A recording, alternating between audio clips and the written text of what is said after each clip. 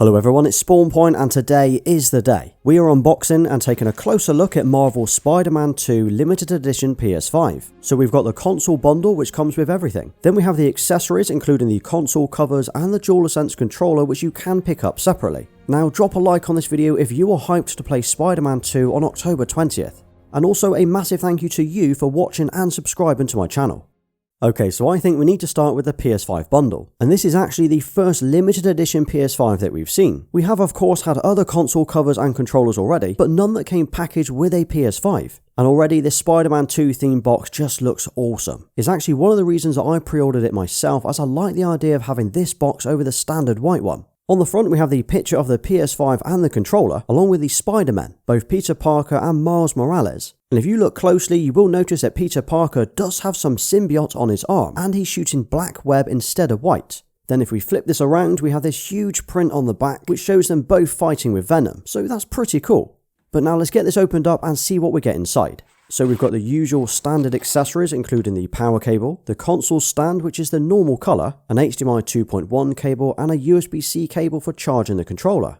And here we have the new limited edition DualSense Controller, and wow, this looks nice. So we've got this black, red and white theme going on, where the left side represents Venom with the all black finish, and the right side is red to represent Spider-Man. But as you can see, the black tendrils or the symbiote are consuming the red side, taking it over until there's no red left. It's quite a nice gradual fade between the two sides and the detail is great. You'll notice that the buttons on the right side are white, which contrasts nicely against the black and the red, but on the left side the D-pad is all black, so that kind of blends in. Then there's this massive Spider-Man logo right in the middle of the touchpad, but it looks clean.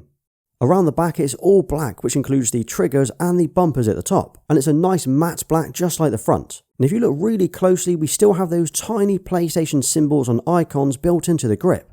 But yeah, I really like this. The whole black and red theme works really well and makes sense with what happens in the game.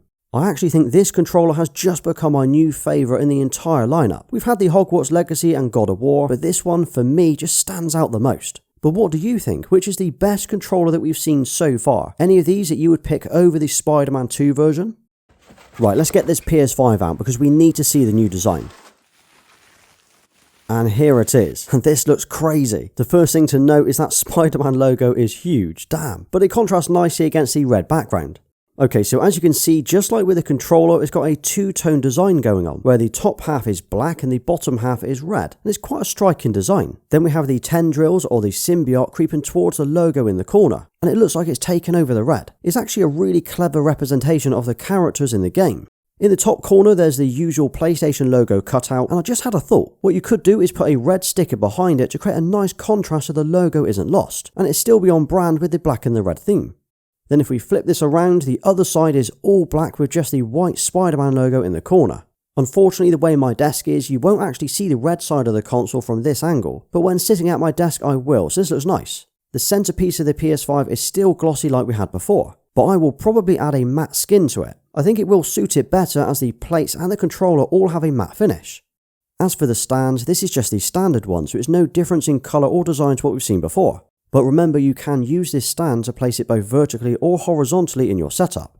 And seeing the two together, both the controller and the new PS5, they do look awesome. It's definitely one of their best designs yet, and it's brilliant to see a game-related design on the covers.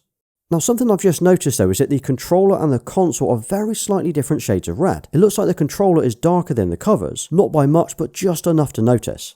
Now a couple of things that would have been really cool to see on the limited edition console is if when you booted it up you were greeted with a different startup. You know, like a red PlayStation logo or the black and red animation for Spider-Man. That would have been really cool. Or if the LEDs on the front were red instead of blue during the boot up. But maybe I'm overthinking this. Also, if you do go for the PS5 bundle, you do get a copy of Spider-Man 2. You won't get a physical disc unfortunately, which I guess is why we get to buy the console so early, but we do get a digital code inside the box. This will then allow you to download and play the game once it launches on October 20th. Now I've played both Spider-Man and Miles Morales multiple times, including the remaster, and for me they are two of my favourite games on PlayStation. It's one of the reasons I'm so hyped for the new one. And if you've seen the gameplay or the trailer for it, that alone is enough to get you hyped. Just a note though, the game is said to be 98GB, so you want to make sure you've got at least 100GB available at launch. But if you've got a PS5 already and you want this look, but you don't want to buy a whole new console, well, you don't need to. Fortunately, PlayStation have released the console covers and the controller separately, which means you can keep your existing PS5 and buy these instead. The covers are available for both the disc and digital versions, and they come in this limited edition Spider-Man 2 theme box. But they are exactly the same as the covers that you get with the console bundle. They aren't different at all. The only thing you need to do is fit them, which I will show you now. Okay, so here's my other PS5 with the current grey camo covers, and all you need to do is pull the top corner slightly out and slide it down and it will pop right off. Then take the new cover and do the opposite. Slide it up and push in and you will hear it click. The same goes for the other side. Pull the top corner out slightly and slide it down, and now we can fit the black cover and we're done. So it wouldn't matter whether you bought the PS5 bundle or the plates, you will get exactly the same look. We also have the limited edition DualSense wireless controller, which you can buy separately. We've got the controller image on the front along with the Spider-Man logo in the corner, and as far as boxes go, this looks pretty nice. Then inside we of course have the controller itself, the same as what we've seen already, but it still looks awesome. Now I was just checking to see if they actually looked any different to the one that came with the console, but nope, it is exactly the same. It would have been cool if the console version was slightly different, just like we had with the PS4 20th Anniversary Edition, where the controller that came bundled with the console had those little icons on the touchpad, whereas the standalone controller that you could buy didn't. But at least you know you're getting the same accessories either way.